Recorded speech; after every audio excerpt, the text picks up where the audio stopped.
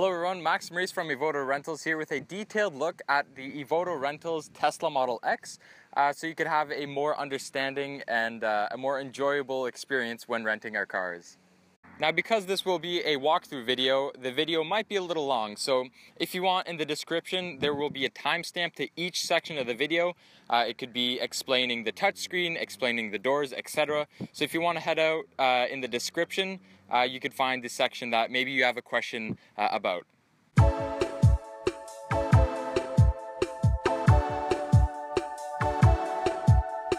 So here's the key. If you picture the key as a little Hot Wheels, if you will, it'll be a lot more easier to understand. So the front controls the front, the back controls the back.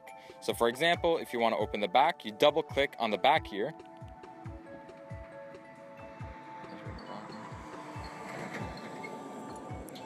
If you want to open the driver's side Falcon Wing door, you open this button, double tap. If you want to open the other side, you would double tap this side.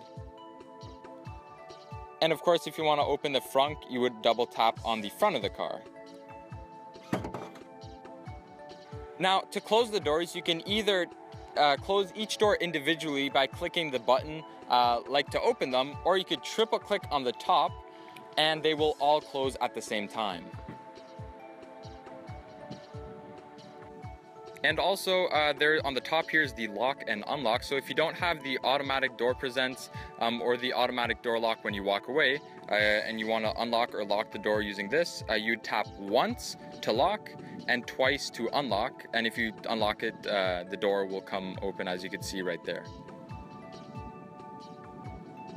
Now I'll show you how to open and close all the doors. So the key did most of them, but now here's one that I was talking about earlier.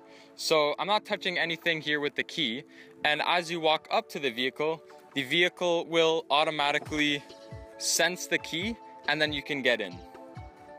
And so if you don't have that feature on, or the key is nearby and it didn't sense it or whatever, the doors here are like little buttons. They're not touch buttons, but you have to press them in like that, and it'll open. Usually it'll open all the way, but we're a little bit on a hill here, so that's, I think, why it didn't open all the way. Now for the passenger side door, unfortunately there isn't a automatic door opening thing when it senses the key. So what you'll have to do is just open it normally, like you open the other door, like a button.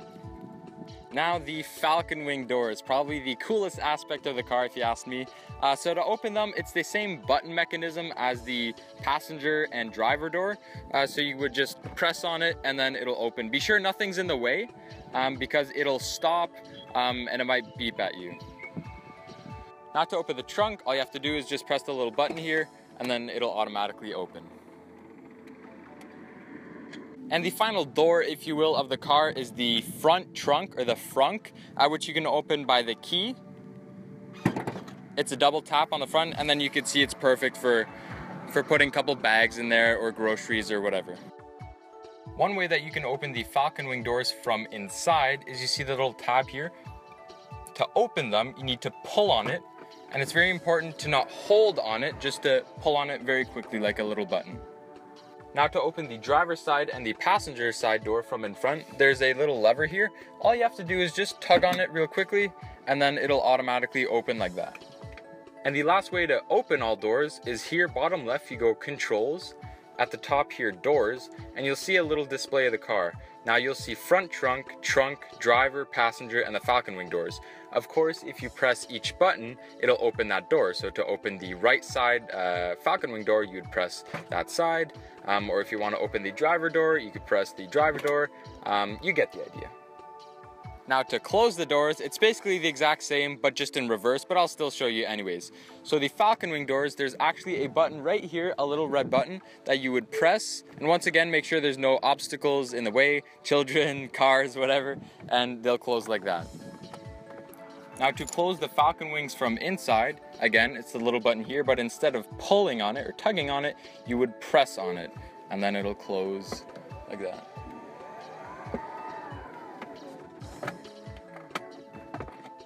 Now to close both the driver and passenger door, of course you could close it like an old car manually, but that's pretty boring. So what you could always do is just, once again, tug on the little button. The wind is taking the door away. Just tug on the button here, and then it'll close. Now to close the trunk behind, you could close it manually like that, but that's boring. There's a button right here that you could press, and then it'll automatically close. Now to close the passenger side or the driver's side doors from outside, once again it's the button, and I like to pinch so it closes. Alright, and to close the driver door, what you can actually do is just press on the brakes and it'll close, but only the driver door.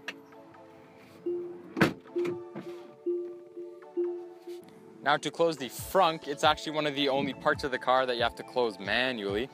So you just close it like that, and don't slam the front door. You just have to kind of press on the sides like that, and then it'll lock. And now the last way to close all the doors is once again the way you open the doors from inside.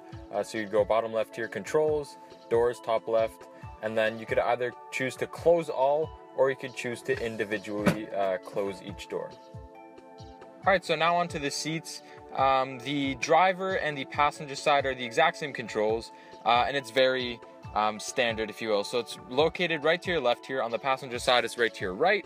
And I mean, to move the seat forward, you would go forward. To move it back, you would go back. To move your seat back, forward, backwards. To move the seat down, to move the seat up. It's very straightforward. And here's also the lumbar support. So if you want to adjust your back, this is to put it in, to put it out, to put it up, and to put it down. Now if you're sitting in the back seat and you want to adjust it, the control is also to your left. Same thing for the other side, but it'd be on your right.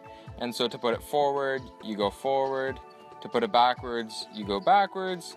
And to adjust your seat back, you would adjust it going backwards like that, or going forwards like that.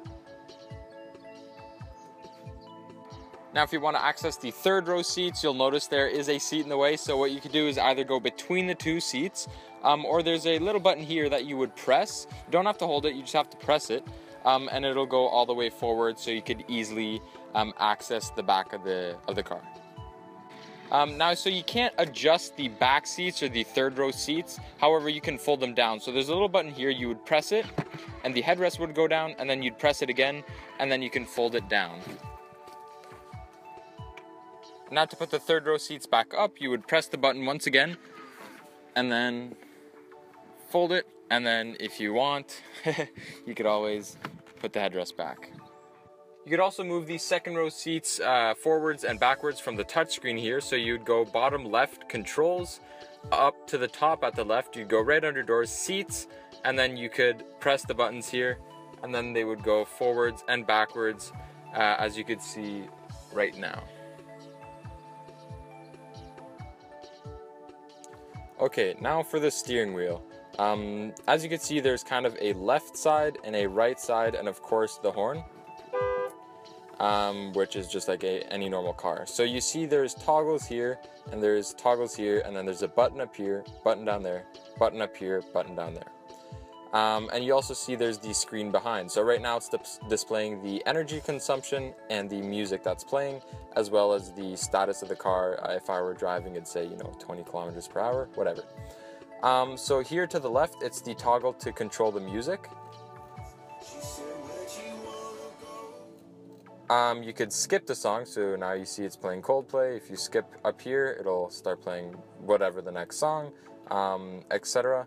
If you hold on it, it'll actually switch stations, so now it's going to the FM station, etc. Now, if to the right side, if you press on the button up here, it's a voice command. So you could command really anything. Play Coldplay. So now it'll read it, and then it'll start playing Coldplay.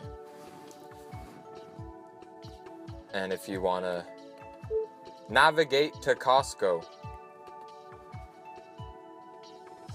Now, as you can see there, it'll start showing Costco's in the area, and then you can navigate to one. Also, so if you hold the bottom here, or rather press on it, you can see, so now there's temperature, fan speed, display brightness, recent calls, contacts. So now if you linked your phone with the car, you could use these last two. If not, if you click on display brightness with the toggle here, now this toggle here will control this display brightness. So you can see as I go down, the display brightness goes down, and as I go up, the display brightness goes up.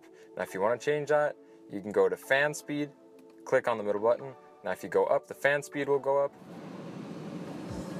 and you can control that like that. And the last aspect is if you press on it, it'll be temperature. So you can see driver and passenger. So if you go up, it'll make it warmer in the cabin. If you go down, it'll make it colder. Now, and as I mentioned earlier, so on the left, it's displaying the consumption of the vehicle. On the right, the music. Now you can change that. So if you press and hold the middle little toggle button here, you'll see that there's a little display, or it'll show the different apps that you could use. So you could go clock. You could also change it to the music, of course. You could change it to energy consumption. It'll just switch it around. You can change it to trips. So if you want to see, you know, since last charge, etc., the odometer. You could also check the car status if you'd like to. I usually don't really have it on that menu. And once again, if you activate your phone, you could see it on that menu. Now on the left thing, exact same thing. There's clock, trips. It's the exact same thing. However, on the left, as you can see there, it'll say route. So real quickly, I'll just show you. If you navigate to whatever, if you're using the GPS, it'll then show you to the left where to turn and where to go, which is pretty useful. Alright, so behind the steering wheel there are 4 stalks.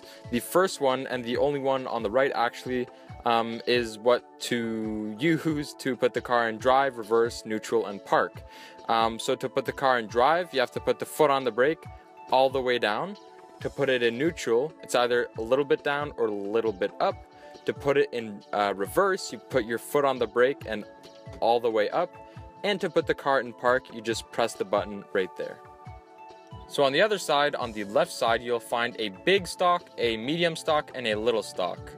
The little stalk is just to control the steering wheel itself. So if you want to push it more forward, push it up, push it back, push it down. Pretty straightforward. Now the medium stalk here, it's for autopilot and also cruise control.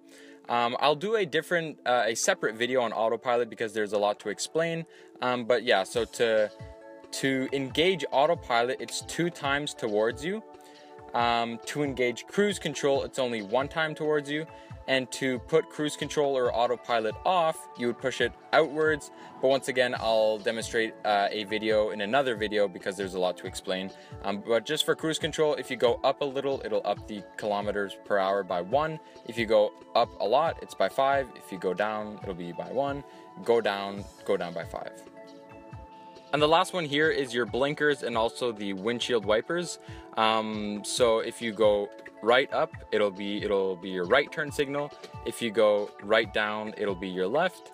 And if you just slightly tap it, it'll just be a temporary one. Slightly tap it, it'll be a temporary left. This button here, if you press it just slightly, it'll just do the windshield wipers once. If you press it past the braking point, it'll also engage the windshield wiper fluid. Now, and here, if you turn it like this, it'll adjust the speed of the wipers or turn them off. Now it's off. Now you can slightly turn it on. Now this is all the way for heavy rain. So now the screen. This part will probably take a while. So at the bottom here, you have everything from the heated seats that you can turn on and off, to the volume here of the music, to the temperature. So if you want to raise the temperature because it's a cold day, you could also sync temp, so it's the equal on both sides. The window defrosters, the window heaters, and also you could turn climate off or on. Now there is a rear and a front climate. In the rear, it's of course for the rear, that you could turn on, have it on low, or turn the heat up, or also put the fans down. And then in front, this is where you'll see where you could turn it up, turn it down. You could have it at your feet and your head, only your feet, only your head, and the windshield, etc. Here, there's the different modes. Here's bioweapon defense mode. So bioweapon defense mode will clear the car of 99.97 or something like that % of bacteria, germs, etc. So if ever there's a zombie apocalypse, you're safe in the car now. And of course, you could also turn the AC on or off, or the entire thing off. Alright, now for the very top of the screen here, at the top left you have the lock unlock button. So right now the car is unlocked. Right now I just locked it, unlocked it. The little lightning bolt that you can see right here, this is to see the state of charge of the car, and you can also open the charge port or close the charge port. And of course, when you're charging, it'll say right here how much kilometers per hour you're getting, what watt, what energy you're getting, etc. But I'll do a separate video on charging because that's another long thing to explain. Right here, I currently have my profile max, but if you have your profile, you could always switch it to that profile, and it'll automatically remember your seat setting, your wheel, your steering wheel setting, etc. Right here, the T, it's just to see the serial number of the car. Little side note, if you swipe down here, you'll see a few Easter eggs. So you could tap on this one, and then you could, draw whatever. Hi, doesn't matter. Here, there's a little Bluetooth symbol. So this is to pair your phone. So once again, here, if you pair your phone, you'll be able to make calls from the car, etc. And that is everything for the very, very top part of the screen. Alright, now for the part right underneath the very top part is all the apps. So each app has, of course, its uses and everything. So here to the very left, there's music. So if you click on that, you'll see the music screen that'll appear here. You could also put that full screen, which is the button right here, and you'll have full screen. So here you'll have the streaming, where you can see all the different stations. You have the music you've heard, top 80s hits, classic rock, today's hits, etc. You could also switch songs here. You can play, you could pause. You could also put radio here. So in the radio, you could listen to your favorite radio station, which you could adjust right here with your finger. If you go to the top right here, there's these little dials. If you click on that, you could adjust the bass, the everything, the treble, etc. And this is a very cool feature. You see that there's the little, it's centered.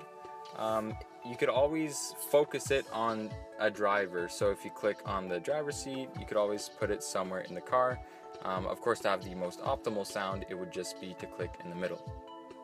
Right next to it is the navigation. So if you click on the navigation, it'll come up. This app, you can also put full screen right there. And here there's a bunch of different things. So it's just like your iPhone, iPad, whatever. It's pinch and zoom, drag, etc. Here in navigate, you could put any address you want, or you could have some predetermined ones, whatever the supercharger, and then it'll show you the map. Here to the left, it'll show you where to turn, when to turn, and it'll say, for this trip in specific, I'd be arriving with 39%. It'll take me 50 kilometers, it'll take me just over an hour, and this is my estimated time of arrival.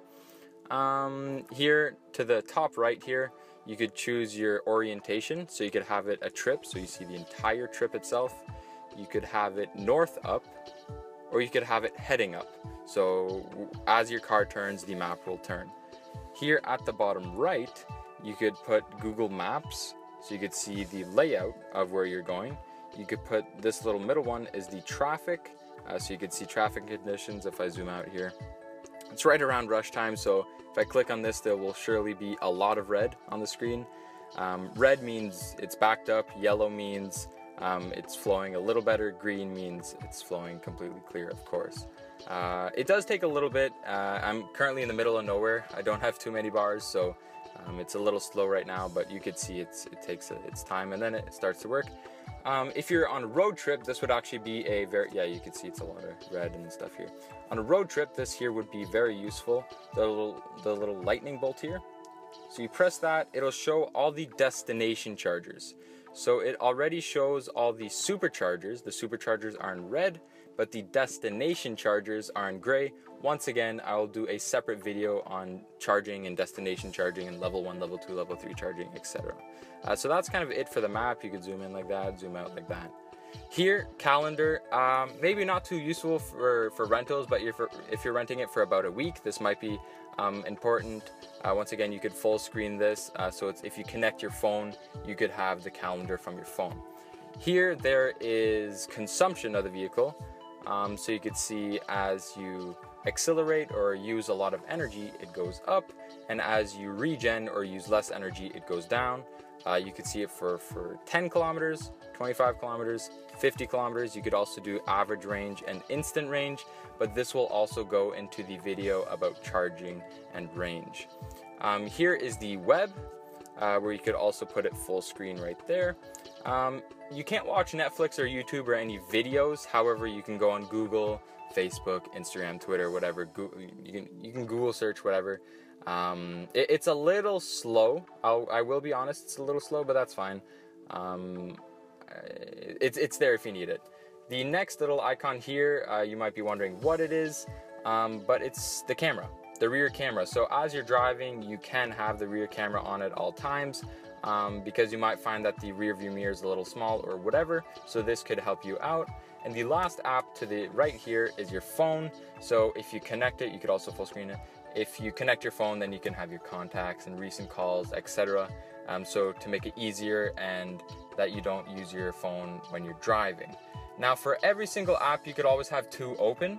You could always switch them around here to the right. So if you would like to have navigation on the top and consumption on the bottom, if you change your mind, you could always switch them around.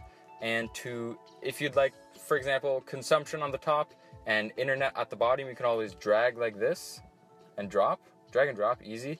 Or you could always, there you go, there's a little screen, so you could always go like that and then, drop it at the bottom. It's pretty straightforward. It takes just a couple minutes to get used to, but then once you know what you're doing, it's pretty easy. Now the final part of the screen is here on the bottom left, and that's controls, and this is basically where you will control the entire car. So go ahead and press that, and then you see these menus here. You have controls, setting, and you have a few little buttons here, so I'll go on a brief little overview. Now I've already showed you this. This is to open and close the doors, which is pretty useful. You got the front trunk, the trunk, etc. Here's the seats. I also showed you that already, where you could put it backwards and forwards. Now suspension, so you could adjust the ride height here, very low, very high, etc. However, it is on adjusting speed. So the faster you go, the lower you go. With GPS, it'll know where you go. So you don't necessarily have to adjust that unless you want to show off and put it very low, or your driveway is pretty high and you want to put it very high. Well, then there you go. In driving, so you have steering mode, comfort, standard, sport. You could adjust it how you want, but that's up to you. You have creep mode. Creep mode can be turned on and off, as you just saw. Now creep mode is when you let go of the accelerator and the gas, or the accelerator and the brakes rather. If the creep mode is on, then the car will slowly start to move. Now if it's off, if the brakes are not touched and the accelerator is not touched, the car won't move unless it's on an incline. Yeah, so then here you have regenerative braking. If you want it standard, so that'll be where it does regenerate quite a bit. If you put it on low, this will put it more on par with a gas car. So when you let go of the accelerator, it'll regen less. Now you have range mode that you could turn on or off. Now range mode, just if you put the little icon here, you could read that. It'll basically just save energy so you could have more range. Here in cold weather, you won't need it on a day like today. We could heat every seat individually. You could turn them all off. You've got the heated steering wheel, the heated windshield wipers, etc. Here in trips, it's kind of just the odometer where you could set trips if you'd like to. Nothing too important. Here in display, you could adjust the display. You could put it on night mode, where the screen will turn black, as you can see, instead of white in day mode. You can put it into cleaning mode. You see the screen, or you might not be able to show on camera, but now it's in cleaning mode, so that you could then wipe it down, and then to exit, you just have to hold it there, exiting in 1, 2, 3, there you go. Now if you go down here, it's just the car's lights and etc. So you can put on auto, you can put on parking, meaning when the car is parked, the front lights will still be on. But once again, it's just pretty cool to just have it on auto, so you don't have to worry about it at all. Also auto high beam. You can put the dome lights on. which it'll be hard to see right now, but basically it'll just be the reading lights, if you will. And you can have those on an auto as well. Now you could also go controls, but here's setting. So settings, there's even more things you could change. So there's maps and navigation, calendar. This isn't too important. If you click on it, it'll just be like, oh, avoid tolls, avoid ferries, whatever. No need to worry about that really. Driver profiles, now this is pretty interesting. So you see there's 3 profiles right now, but if you want to add a new driver, say your name is Sophie or something like that, and you're renting the car from us and you'd like to create a profile, you can absolutely do that. Adjust the seat how you want, etc. And then every time you get into the car, if it doesn't do it automatically, just click on your driver profile and then it'll switch to your settings. Units and format, now this could be interesting if you take the car on a US road trip, where you want to maybe switch it to miles per hour instead of kilometers per hour. You could always put it a 24-hour or 12-hour time. You see right now it's 5:46. Put it 24 hours, of course it's 17:46. You can put the temperatures in degrees Fahrenheit or Celsius. Energy and charging, this is pretty maybe important. So if you go up here, like I showed you before, to see the charging status, now it says 197 kilometers. So if I eyeball that, I'd say that's about 48%. So if I go to energy, that'll show it in percentage. Okay, there you go, for 52, so I was a little off. But yeah, if you'd like it more in percentage or distance, that's up to you. And of course you could also have it rated or ideal. Now that's something I'll go into detail also in the charging video. Here, vehicles, so you have mirrors auto tilt. Basically when you put the car in reverse, the mirrors will fold down if you have that on. Mirrors auto fold, which is when the car is in park or when you lock it, the mirrors will auto fold. Seats easy entry, that's when I showed you how you could just press the button and then the second row seats will go back. That's just for easier. Headlights, you could have headlights on after exit, adaptive headlights, smart preconditioning, and cabin overheat protection. Now this is pretty important if you have a dog or something like that in the car during a hot day, which I still disrecommend, but either way, it's basically, if you read that, it'll keep the temperature, or it'll make sure that the temperature does not get over 40 degrees Celsius, etc. So it's just to control the heats. Doors and locks, again, a lot more. So you have door unlock mode that you could do all. Walk away door lock. So this is if you walk away from the car, the car will lock. Unlock on park. So if you park it, all the doors will unlock. Close all the keys with the fob. Again, it's pretty basic stuff. Falcon door height. If you're in a place where the roof is low, then you could put it on low. Automatic doors, etc. Display. Once again, display, night mode, etc. Home link, that's not really used.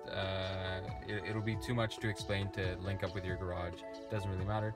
Driver's assistance, so this is where the autopilot and stuff comes in play. So lane departure warning. Once again, this is all stuff that I'll explain in another video. And service and reset, so that is something I suggest you don't touch. If ever you have any questions, be sure to contact us. But if you're kind of a do-it-yourself kind of guy or girl, you could always, bottom left here, there's the manual. So the car doesn't come with a manual, so it's kind of in the manual. So you have owner's manual, and you have an overview, exterior overview, okay, I have a question about 11. What's 11? Oh, 11 is rear view camera, etc. And then you can click on that and then you have more information. So that's kind of the touch screen. I think that covers it all. And now for the last part of the video, I'll just show you some storage spaces, some cup holders, sun visors, etc. Some other stuff that I hadn't covered before. So in the back here in the trunk, when you open the trunk, you'll see that there's kind of like a spot here. Well, it actually goes down even further. So if you press like that and tug on it like this, you'll see that there's even more storage where you could put like bags, groceries. The possibilities are endless, but that's pretty cool to know that it's there in case of road trips or if you're going grocery shoppings or whatever. So both on the driver and passenger door, there's a little compartment here in the door where you can put a water bottle, and there it goes a little bit back So be sure to remember to take all your stuff when you leave the car. But it's great if, you know, once again, you have a water bottle or something you just want to store.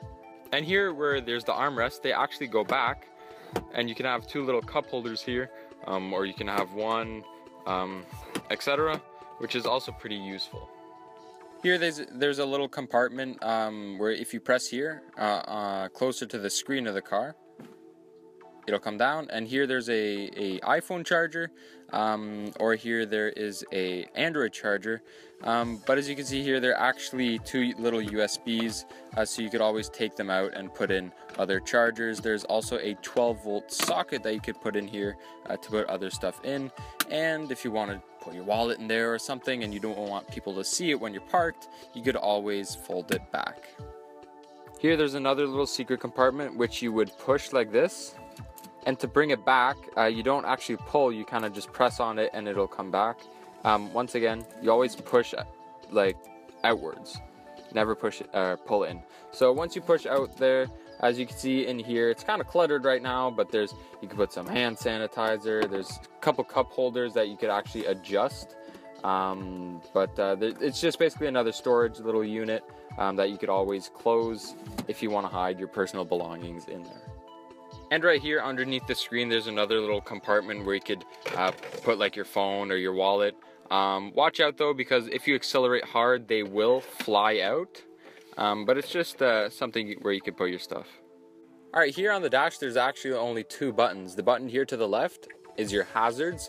So if ever you need to park on the side of the road or there's a crash or whatever the case may be, the hazards are located right there. And the button here is for the glove box. So now here in the glove box is where we recommend where you put your contract. So if ever the police stops you or whatever, for whatever reason, we recommend putting your Evoto contract right in here so it's safe. To close it, you don't press that again, you close it manually. In here as well is the cards, the liability and the insurance of the car and etc. But there's also the charging cards, which once again I will go more into detail in another video. So that is the glove box and the hazards. Now there are sun visors here, they're magnetic, so you just pull them out here. They would attach magnetically there, and then to get the mirror out you would fold once and fold once again, and then there you have a mirror. It's a little small, but that's fine. And then to put it back, you would just fold, unhook the magnet, and put it back like that. And here on the driver's side door, you have some controls here, so you can control all four windows from here. You can put them up, put them down. Here, if you press on this, that makes it so the others can't open the windows. So if you have children, maybe that's useful. Here is to control the mirrors. So to control the left mirror, you would press on that and then adjust.